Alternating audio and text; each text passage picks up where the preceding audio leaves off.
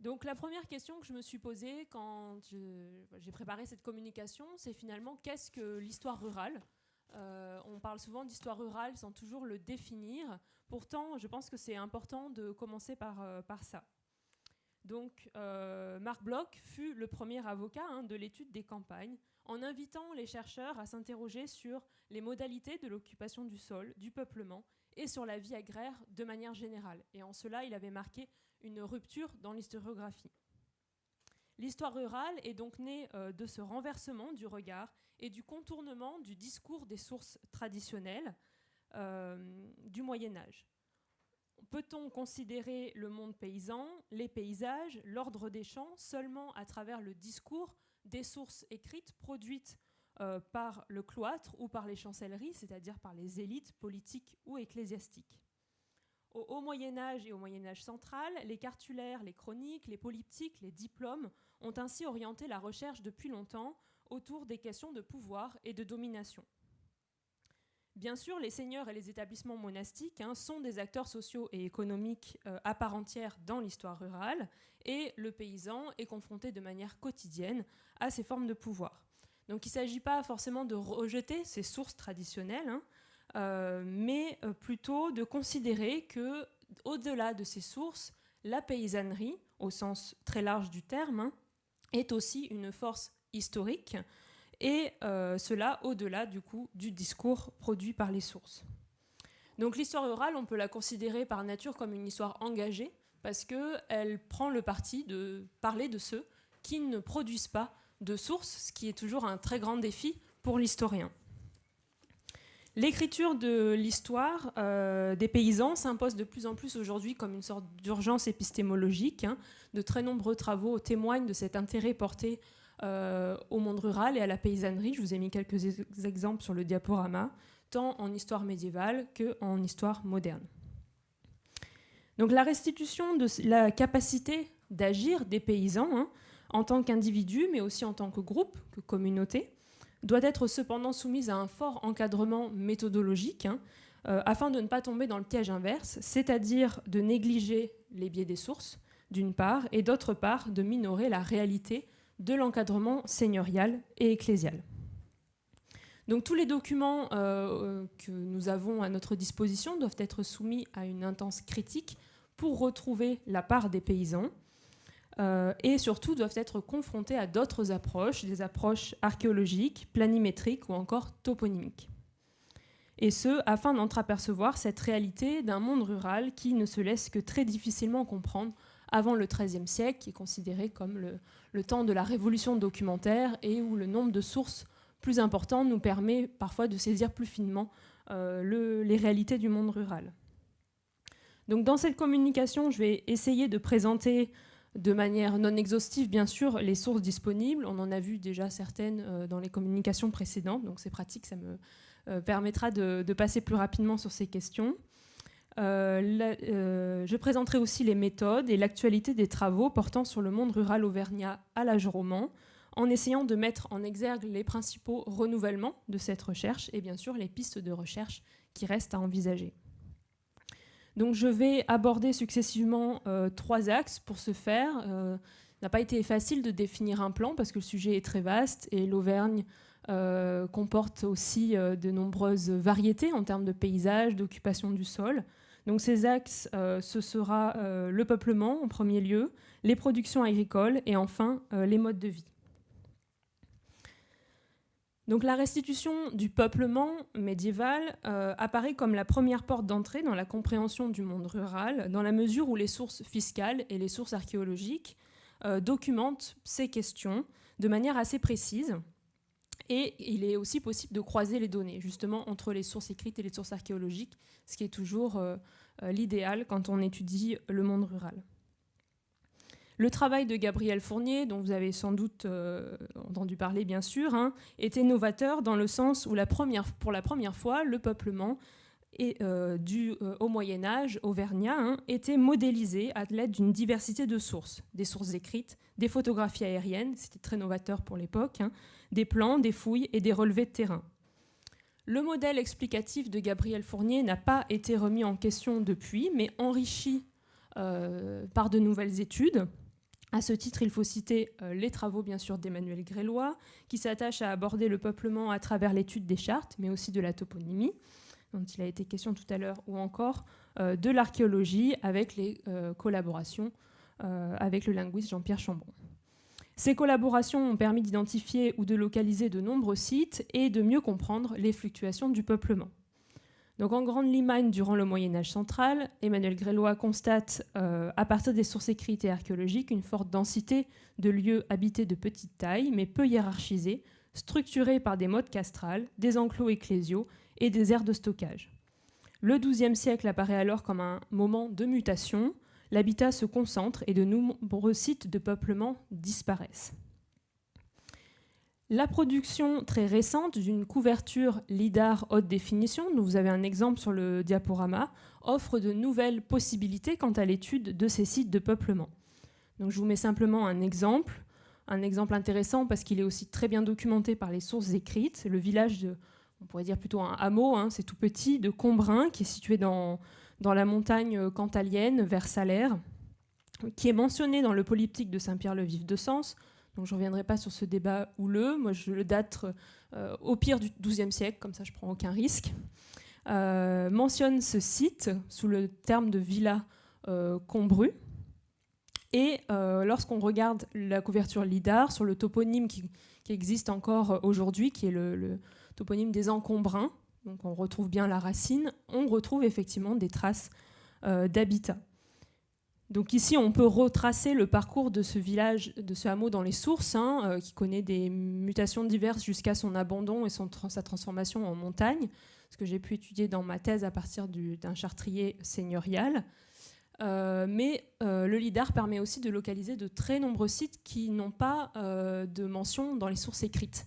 Donc ça nous permet de revoir complètement notre interprétation de l'habitat montagnard pour la période postérieure à celle qui nous intéresse ici, mais je pensais qu'il fallait malgré tout le mentionner, puisque ce sont des sites qui sont généralement fondés au XIe et XIIe siècle. Donc le lidar nous permet de localiser précisément justement toutes ces exploitations isolées, ces tout petits hameaux, ces fermes, ce que l'on appelle des manses au Moyen-Âge central.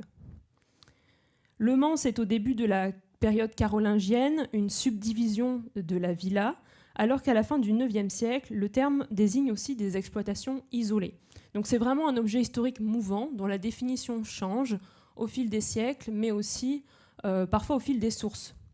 On peut imaginer que les scribes des cartulaires ne sont pas forcément issus du milieu local et donc utilisent des termes qui ne sont pas forcément appropriés pour désigner la réalité du peuplement qu'ils ne connaissent pas bien, et ils utilisent des termes qui parfois paraissent décalés.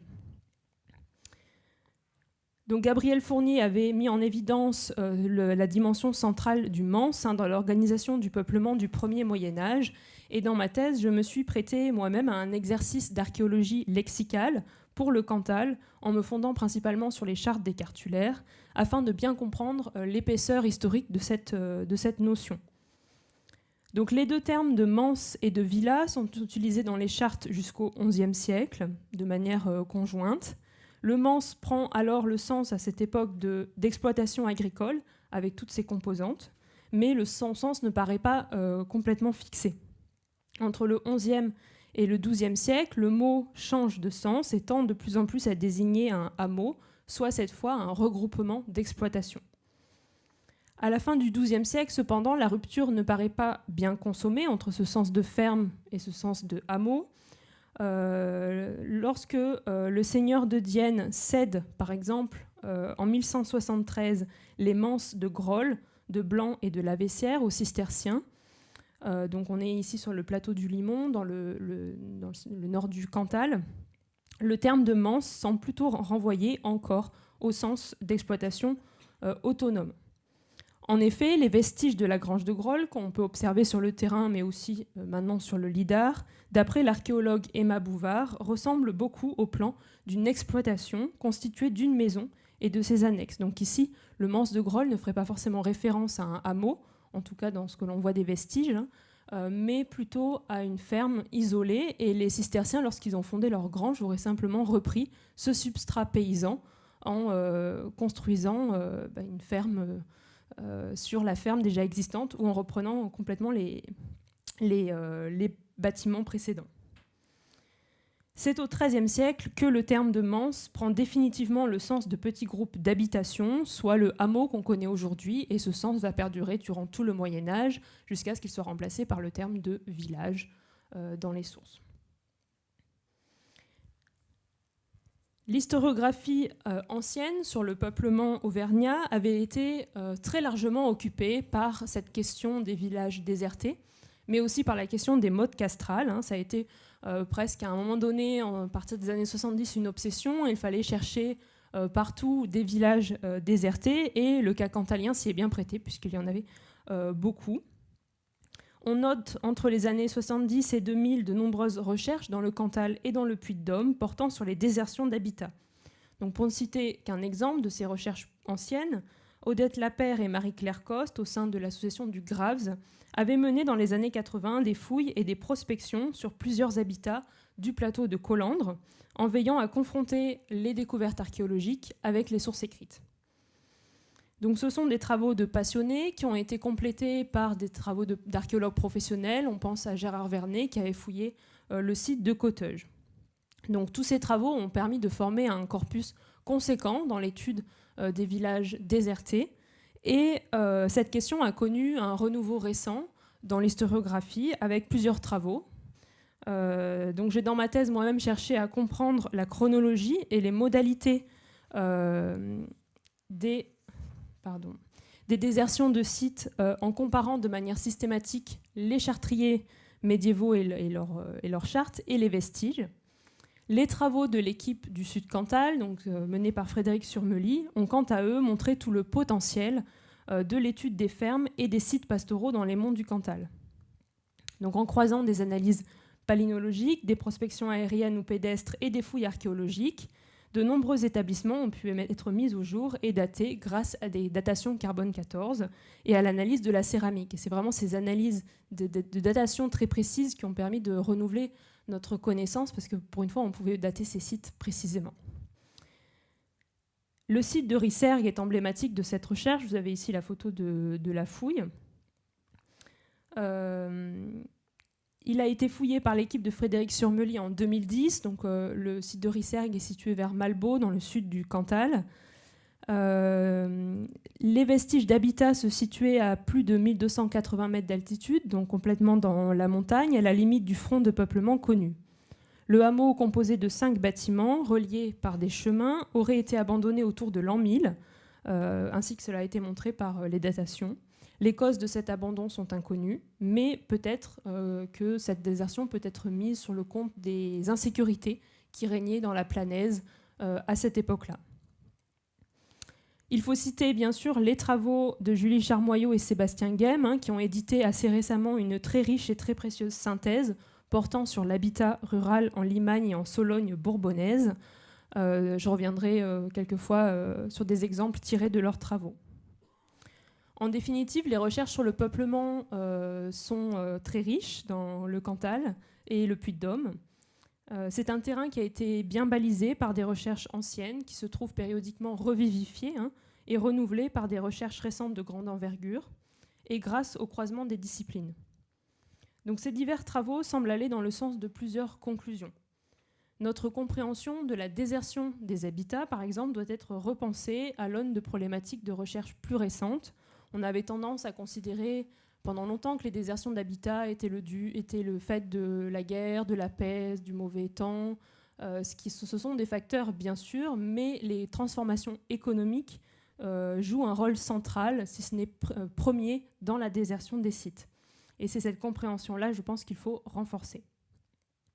D'autre part, la découverte encore en cours, notamment grâce au LIDAR, de centaines de fermes isolées, de modes castrales, offre une vision alternative du peuplement à l'époque féodale, caractérisée par un fort peuplement intercalaire qui n'a rien de marginal ou de précaire. Cela irait dans le sens, c'est le sens d'une hypothèse avancée notamment par Mathieu Arnoux, un chercheur, un médiéviste, selon laquelle les paysans seraient bien les premiers acteurs de la croissance, et cette croissance se serait manifestée notamment par la multiplication de petits sites de de front pionnier, de conquête de nouveaux territoires. Les sources que nous avons à notre disposition permettent aussi de poser la question des productions agricoles et des consommations alimentaires dans les campagnes du Moyen-Âge central.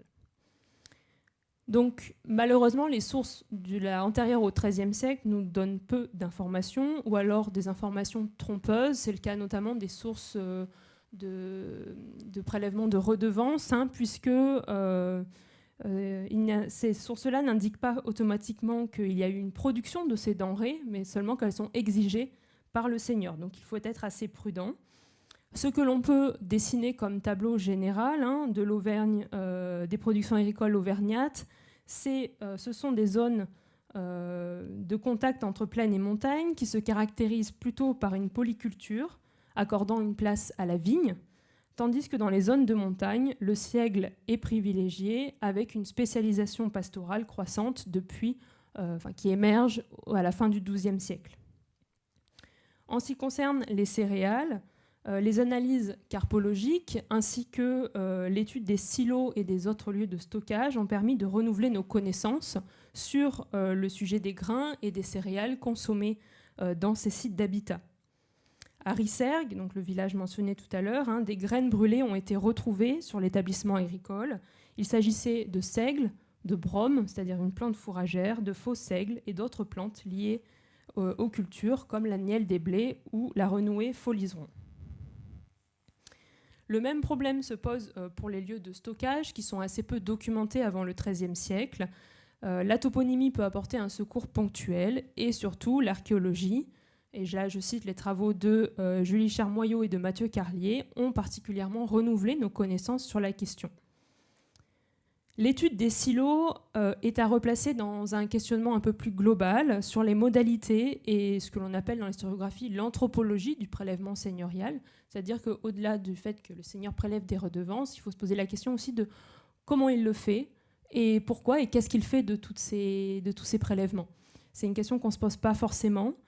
Lorsque le seigneur prélève l'impôt seigneurial, le sang sous la forme d'une part de récolte, c'est-à-dire en nature, ou sous la forme de persière ou de champard, il faut qu'il soit en capacité d'une part de stocker ces récoltes, donc ça implique l'existence de silos, de redistribuer ces prélèvements, voire de les revendre, c'est-à-dire qu'il ait accès à un marché. Donc cela pose la question de l'agentivité économique des seigneurs en amont de ce que l'on appelle la crise des revenus du XIIIe siècle, au moment où les seigneurs se trouvent dans une difficulté économique et leurs revenus baissent.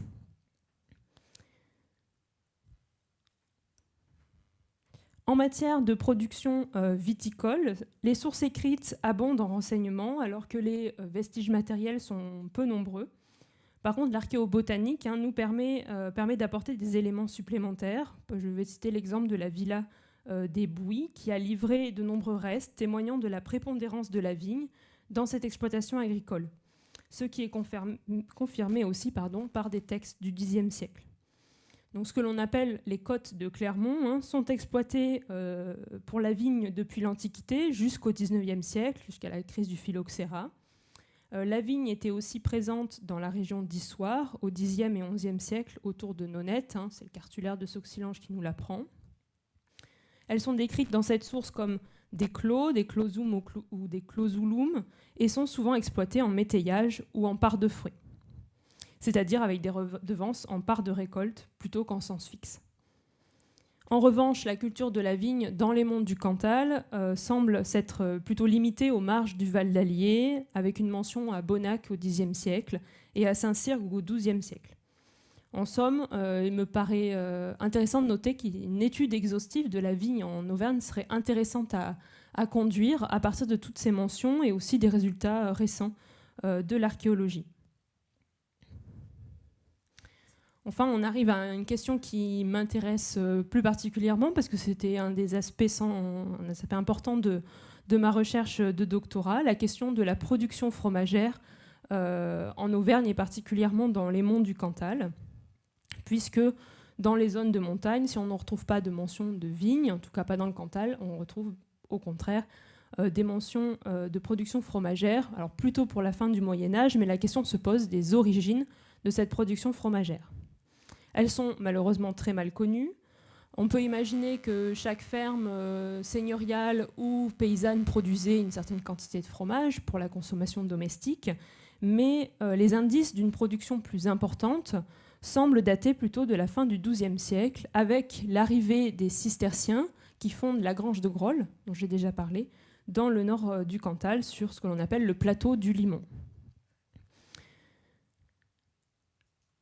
Donc, grâce à la reprise des actes du cartulaire d'Aubazine, qui est la maison mère cistercienne qui a fondé cette grange fromagère, j'ai remarqué la présence d'un expert en élevage comme témoin dans 12 actes de donation en faveur de la grange de Groll.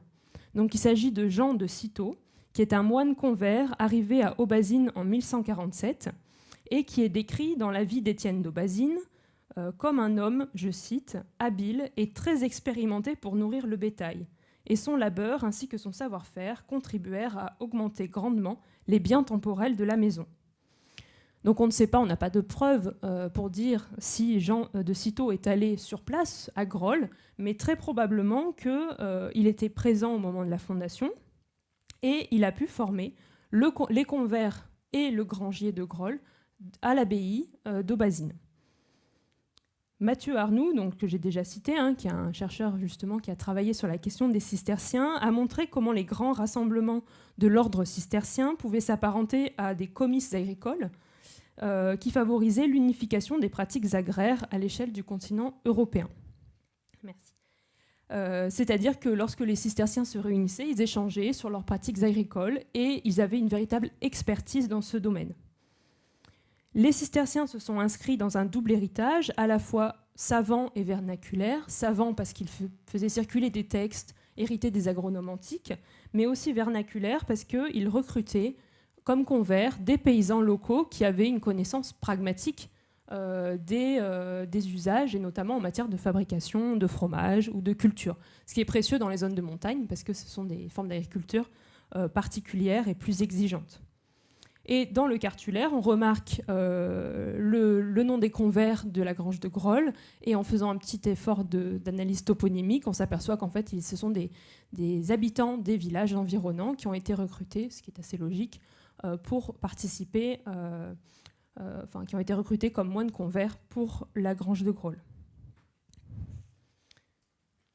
Donc, dans la dernière partie de mon étude, je vais aborder la question des modes de vie. Des modes de vie des paysans, comment vivaient-ils, en commençant par la question de l'architecture paysanne, qui est assez mal documentée par les sources écrites. Le livre des miracles de Sainte-Foy nous parle au XIe siècle des petites chaumières situées sur la Planaise, qui sont nommées Tougourium, facilement détruites par les incendies. Et il s'agit là d'une vision assez stéréotypée qui insiste sur la vulnérabilité des populations face aux mauvaises coutumes des seigneurs locaux qui détruisent ces pauvres petites cabanes.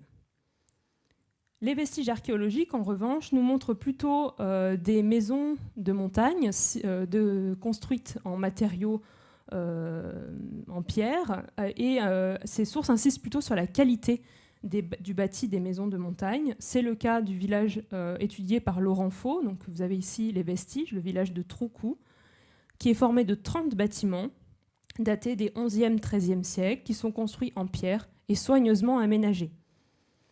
On peut aussi citer une fouille préventive qui a eu lieu en 2020 sur le site de Saint-Don, au nord de Rion, qui ont mis en évidence un site d'habitat carolingien avec des maisons enterrées sur 1 mètre de profondeur, dotées de foyers, une rampe couverte menant pour une de ces maisons à une porte fermée d'une serrure. Donc la serrure indique un certain niveau de confort et aussi du fait qu'on a des choses à protéger dans sa maison. Ces bâtiments étaient construits en pisé avec une toiture en couverture végétale. Donc ces découvertes ont permis de contredire l'idée parfois répandue d'un bâti rustique et précaire, car les aspects parfois les plus modestes du bâti, par exemple la présence d'un foyer à même le sol, qui génère cette expression de Jean-Marie Peset, ces maisons sombres et enfumées, parce que la fumée a du mal à s'évacuer, dans ces maisons, sont pondérés par des objets qui offrent un certain confort. Donc ici, je prends cet exemple tiré des travaux de de Sébastien Guem et Julie Charmoyot, qui ont mis au jour dans plusieurs sites d'habitat des couvre-feux. Donc ce sont ces espèces de couvercles en céramique, vous avez 2 exemples ici, qui sont placés sur le foyer, qui permettent de limiter les incendies, de préserver le feu pendant la nuit et de servir de four de cuisson. Donc c'est un objet finalement qui montre qu'on ne peut pas se fonder que sur l'architecture des maisons, puisque le caractère parfois précaire des maisons peut être compensé par des objets qui étaient plutôt attribués aux habitats seigneuriaux, donc aux élites, et avec ces fouilles préventives, on a pu montrer qu'il s'agissait en fait d'un objet assez commun, présent dans les habitats paysans. Pour terminer, oui. Je vais finir sur la question de l'artisanat et de la culture matérielle. Donc je passe un peu vite.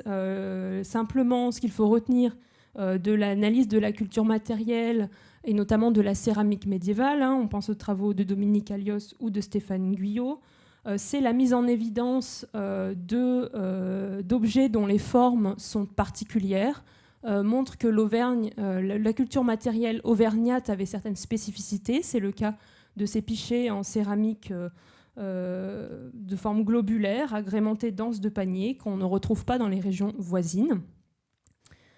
On constate aussi dans ces sites des 10e, 12e siècles des indices d'un artisanat plus présent que dans les campagnes par rapport aux sites postérieurs du XIIIe siècle, ce qui montre qu'il y avait un artisanat rural plus développé à l'époque romane par rapport au siècle suivant où il a été plutôt concentré dans les villes.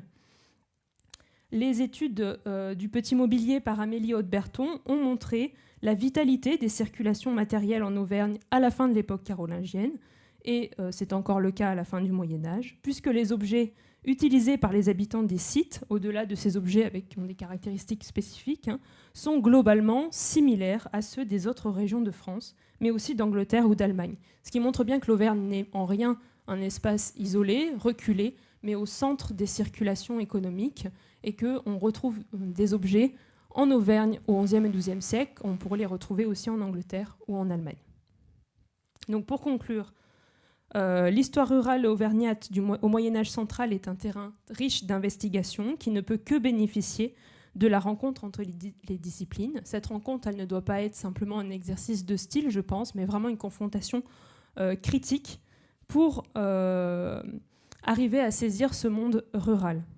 En dépouillant les cartulaires et en travaillant sur les données archéologiques, il est possible de faire émerger les pratiques et les modes de vie des paysans, tout en réfléchissant sur les modalités concrètes de l'encadrement seigneurial et ecclésial. Voilà, je vous remercie.